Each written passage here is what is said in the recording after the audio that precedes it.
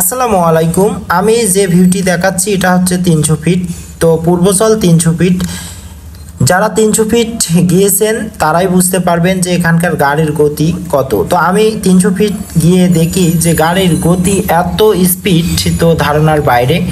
তো আমি এই ভিডিওর মাধ্যমে আপনাদেরকে সতর্ক করার জন্য এই ভিডিওটা আমি তৈরি করছি।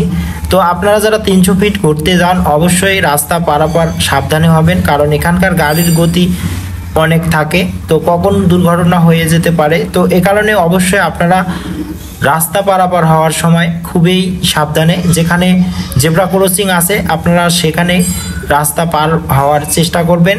তো সাবধান থাকবেন। আর যারা 300 ফিটে গাড়ি ড্রাইভ করে এবং তাদের উদ্দেশ্যে বলতেছি, তো আপনারাও একটু সাবধানে এবং ধীর গতিতে গাড়ি চালাবেন। তো ভিডিওটি যদি ভালো লেগে থাকে অবশ্যই আপনারা শেয়ার করে বন্ধুবান্ধবদেরকে দেখানোর সুযোগ করে দেবেন।